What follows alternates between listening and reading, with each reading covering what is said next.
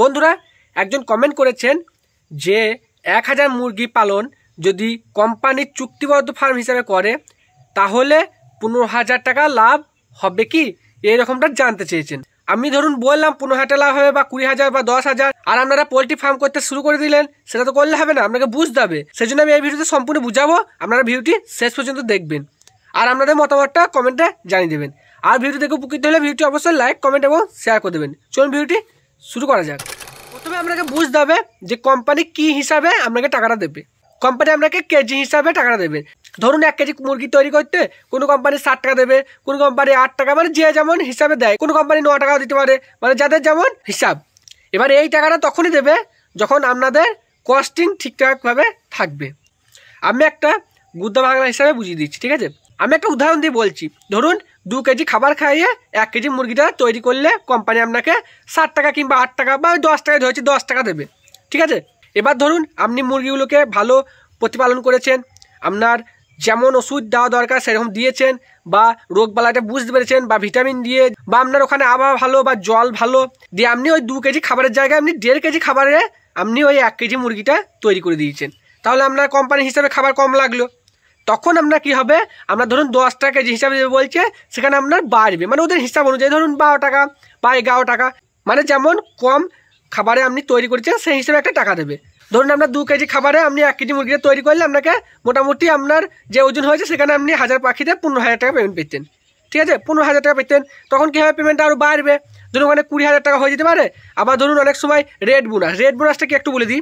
ধরুন আপনাকে বলেছে কোম্পানি আমি 100 টাকায় মালটা বিক্রি করবো, দিয়ে ওই হিসাবে আপনাকে এই টাকাটা দেবে। এবার 110 টাকা হলো বা 120 টাকা দাম পেলো কোম্পানি, ধরুন আপনাকে ওখান থেকে কিছু পয়সা দেবে। আবার যদি কোম্পানি কম টাকা বিক্রি করে তাহলে কিন্তু আপনার টাকা কাটবে না, ঠিক আছে? এবার ওই হিসাবে আমরা ধরুন ওখানে 20 থেকে 25,000 টাকা পেমেন্ট হয়ে যেতে পারে, ঠিক আছে?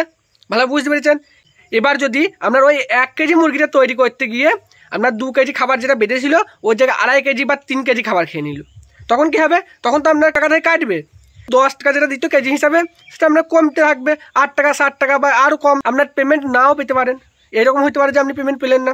এবার ধরুন বেশি খায় অনেক সময়, ধরুন কেউ ওখানে কিছু বাচ্চা ভরে দেয় বা মুরগি মরলে 2টো, সেটা একদিন দেখিয়ে দিল, অনেক কোম্পানি ফাটিয়ে যায়, সেটা আলাদা ব্যাপার। যে করে হোক বাড়িয়ে আর কিছু পাখি বাড়িয়ে নিল, তখন তো ওই খাবারটা খাবে এই পাখিতে, এইরকম হতে পারে। বা এইসবকে কিছু করলো না, তখন কি হয়, অনেক সময় কোনো রোগ হলে বুঝতে পারলেন না, ঠিক আছে? দিয়ে পাখিটা খাবার খাচ্ছে সেই রকম ওজন দিচ্ছে না, কোম্পানি সেটা দেখবে না, আপনাকে নিজেকে তৈরি করতে হবে। এবার কীভাবে করবেন সেটা দায়িত্ব আপনার। এবার এখানে আপনার সুপারভাইজার বা ম্যানেজার আপনাকে সাপোর্ট করবে, ঠিক আছে? কোম্পানির ডাক্তারও সাপোর্ট করবে, ঠিক আছে?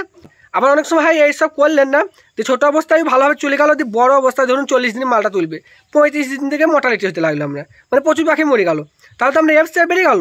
তখন তো ওই খাবারটা আপনার এই পাখিগুলোর উপরও চাপবে, ওখানে আপনার ওই 2 কেজির জায়গায় আরও বেশি খাবার চেপে গেল, তখন আপনার আরও কমতে থাকবে, আবার পেমেন্ট নাও পেতে পারেন। আবার ধরুন মুরগি যেইটা কোম্পানি দিয়েছিল সেইটা ধরুন আপনার যেটা মরেছে সেটা লিখে দিয়েছে কোম্পানি খাতায়, ঠিক আছে?